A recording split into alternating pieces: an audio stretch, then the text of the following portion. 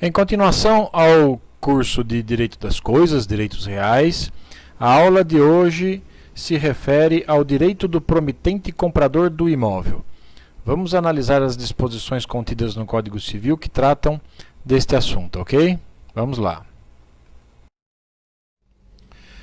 Diz o artigo 1417 do Código Civil o seguinte: mediante promessa de compra e venda, em que se não pactuou arrependimento, celebrada por instrumento público ou particular e registrada no cartório de registro de imóveis, adquire o promitente comprador direito real à aquisição do imóvel. Então, aliás, é muito chamado esse direito do promitente comprador, né? É muito chamado pelos autores simplesmente como direito real de aquisição, certo? Então, esse direito real de aquisição surge quando duas partes, vendedor e comprador, né, celebram um contrato de promessa de compra e venda, né, sem cláusula de arrependimento, certo? E esse contrato de promessa de compra e venda pode ser celebrado por instrumento público ou particular e esse instrumento público levado ao cartório de registro de imóveis para registro, certo? Então, uma vez realizado o negócio, essa promessa de venda e compra nesses termos, né, o promitente comprador ele assume evidentemente direitos e deveres obrigacionais e adquire direito real sobre esse imóvel. O promitente comprador, tá ok? Evidente que mesmo em se tratando de um contrato de promessa de venda e compra, se exige, obviamente, a capacidade das partes, né? E que eles devem ter, além disso, legitimidade para isso, né? Quem está vendendo tem que ser o dono e ambos têm que ter capacidade para realizar o negócio, né? O promitente comprador, ele contrai uma obrigação de dar, né? Ou seja, de pagar o preço pela coisa, né? E por outro lado, o promitente vendedor, ele assume uma obrigação de fazer, né? que ocorre, que se satisfaz com a outorga da escritura definitiva que vem depois, né? Observem que o direito real de aquisição, né, ele surge, né, com um contrato preliminar, né? Observem que é viável, e vocês já sabem disso, né, que as partes entrem num acordo para vender determinada coisa por determinado preço, né, sem que de imediato realizem o contrato definitivo, né? Eles se limitam a prometer, né, a celebração de um contrato futuro. Aí sim será o definitivo, né? Então, o que eles fazem? Um contrato preliminar, né? E vocês já estudaram as regras referentes ao contrato preliminar quando do curso de Teoria Geral dos Contratos, né? Os artigos do Código Civil que tratam desse assunto são os artigos 462 até o 466, né? Então, as partes se obrigam, através desse contrato preliminar, contrato preparatório, como alguns chamam, pré-contrato, chamado por outros, né, a celebrar um contrato definitivo, né? A venda dessa coisa certa e determinada, né, a venda definitiva dessa coisa certa e determinada transfere a propriedade. Essa promessa de venda e compra não transfere a propriedade. Ela apenas gera a obrigação de lavrar posteriormente a escritura definitiva de venda e compra do imóvel, né? Então, observem também por esse artigo 1417 que esse direito real, ele surge, esse direito real de aquisição, ele surge com um contrato, né?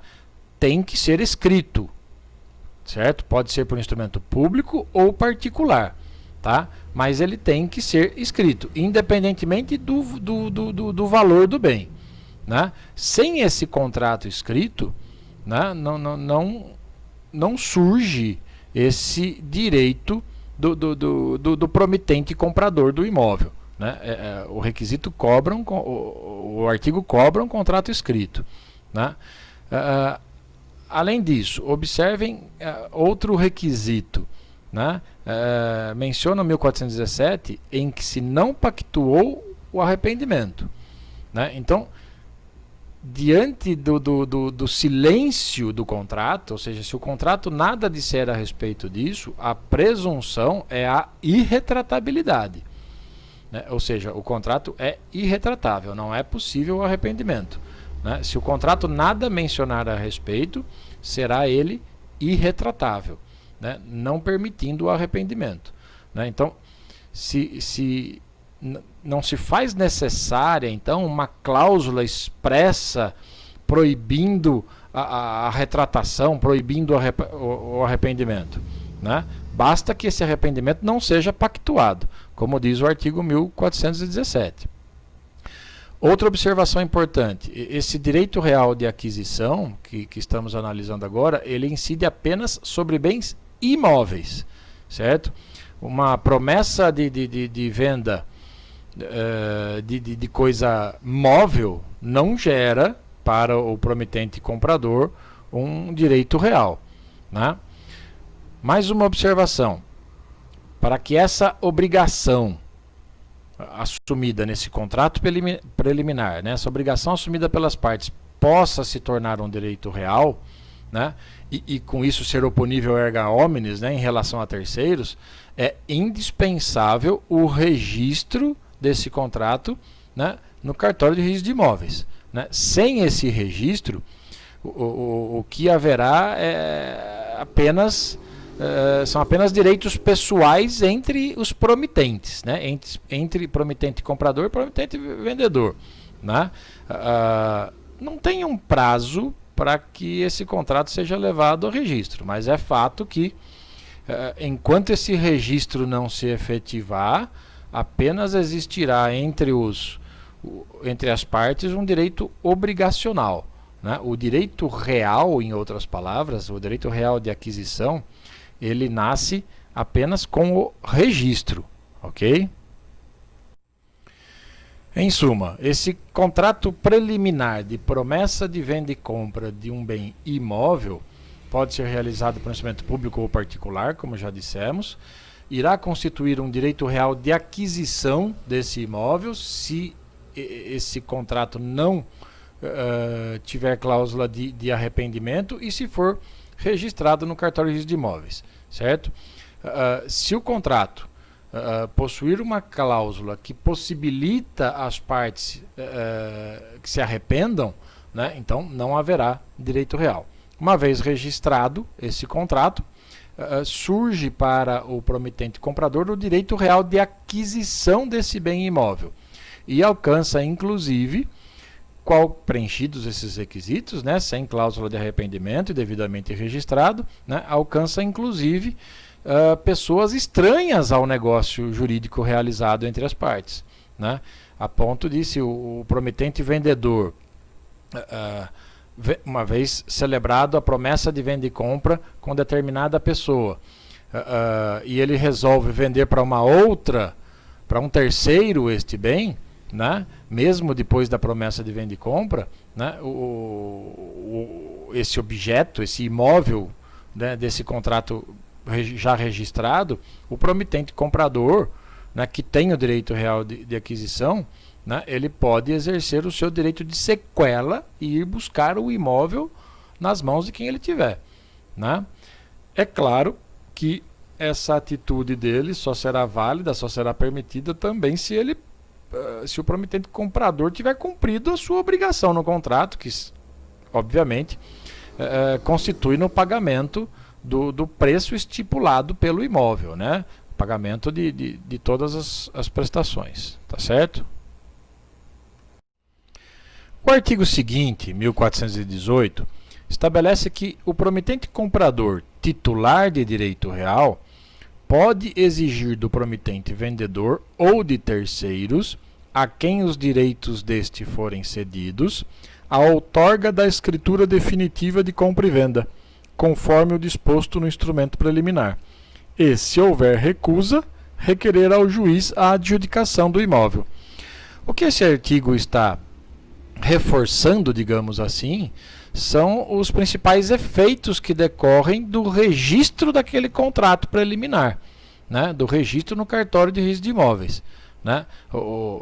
Está claro nesse artigo que o promitente comprador ele pode exigir, inclusive de terceiros, a outorga da escritura definitiva, escritura pública definitiva de venda e compra do imóvel, né? Se houver recusa, o promitente comprador pode propor ação de adjudicação do imóvel, né?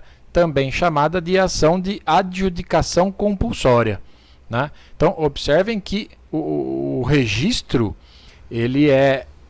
o registro daquele contrato preliminar, ele é imprescindível para proteger o promissário comprador, né, em face de terceiro, tá? O que acontece aí é o seguinte, tem algumas discussões, algumas divergências, digamos assim, doutrinárias, né? Há quem sustente que esse registro é dispensável, ele não seria necessário para exercer esse direito de adjudicação compulsória. O fundamento de quem assim defende, né, é a súmula 239 do Superior Tribunal de Justiça, que diz: o direito à adjudicação compulsória não se condiciona ao registro do compromisso de compra e venda no cartório de imóveis. Agora, a grande parte da doutrina, e acredito ser a maioria, e até mesmo os próprios tribunais brasileiros, né, eles têm se manifestado no sentido de afirmar que essa súmula 239 do STJ perdeu sua validade, né? E ela perdeu sua validade em razão desses dois artigos que acabamos de analisar aqui no Código Civil, o 1417 e o 1418, né? Eu penso que ela não perdeu a validade, porque nós vimos, digamos que ela deve ser interpretada adequadamente, né? Nós já vimos que o contrato preliminar, se ele não for registrado, né, ele não vai produzir efeitos em relação a terceiros, porque ele não se tornará público, né? Mas ele produz efeitos interpartes, em relação às partes, né? E se produz efeitos entre as partes, então ele vale entre as partes e deve ser observado e cumprido pelas partes, né?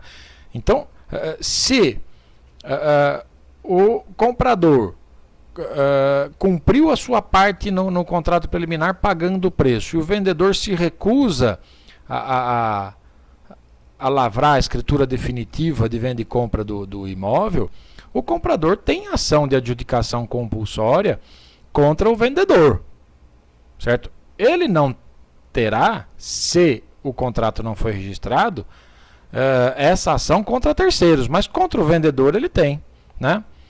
Nesse sentido, é que vem o enunciado número 95 do Conselho da Justiça Federal, aprovado na primeira jornada de Direito Civil. Olha o seu teor. O direito à adjudicação compulsória, artigo 1418 do novo Código Civil, quando exercido em face do promitente vendedor, não se condiciona ao registro da promessa de compra e venda no cartório de registro imobiliário. E ainda faz a remissão à súmula 239 do STJ que acabamos de analisar. Então, mas atenção para o seguinte, ó, quando exercido em face do promitente vendedor. Sim, tem lógica isso. Está correto. Penso que esse é o entendimento correto, adequado, né, e que dá mais eficácia ao negócio celebrado entre as partes. Porque entre as partes aquele negócio vale, mesmo que o contrato preliminar não tenha sido registrado, né? Então, repito, se o promitente vendedor se recusa a lavrar a escritura definitiva de venda e compra do imóvel, né, o comprador pode, mesmo não tendo registrado o contrato preliminar, o comprador pode propor uma ação de adjudicação compulsória em relação ao promitente vendedor, certo? não em relação a terceiros. Para que ele possa promover essa ação em relação a terceiros, o contrato precisaria estar registrado, né? Observem ainda o enunciado 253 do mesmo Conselho da Justiça Federal, agora aprovado na terceira jornada de direito civil. Diz lá que o promitente comprador, titular de direito real, tem a faculdade de reivindicar de terceiro o imóvel prometido à venda. Ora, parece que esse enunciado, à primeira vista, 253, seria mais amplo, mais genérico, então sempre poderia reivindicar de terceiro. Mas, quando lido com mais calma e atenção, observem que está lá o promitente comprador titular de direito real. Lembrem que, e olha a remissão ao 1417, para ele ser titular de direito real, né, aquele contrato preliminar tem que ter no mínimo 2 requisitos. O primeiro, não se pactuou a possibilidade de arrependimento. E segundo, foi levado a registro. Então, se realmente o promitente comprador for um titular de direito real, e ele só será se o contrato foi registrado no cartório de imóveis, né, então aí sim ele pode propor, reivindicar o imóvel de terceiro, né, propondo ação de adjudicação compulsória em relação a terceiro. Tá? Então, lembrem, uma vez levado o contrato preliminar ao registro de imóveis, né, o direito é oponível contra todos, né, eficácia erga omnes, certo? E o promitente comprador, ele passa com o registro a ter legitimidade para reivindicar o bem imóvel judicialmente, mesmo que esse bem imóvel tenha sido vendido posteriormente para terceiros. Né? O direito de sequela de que é titular o promitente comprador permite a ele perseguir a coisa, né? Buscar o bem imóvel onde ele se encontre, em poder de qualquer pessoa. É isso, pessoal. Eis a aula sobre o direito do promitente comprador do imóvel ou direito real de aquisição, em que analisamos os 2 artigos do Código Civil que tratam desse assunto, ok? Grande abraço em todos e todas.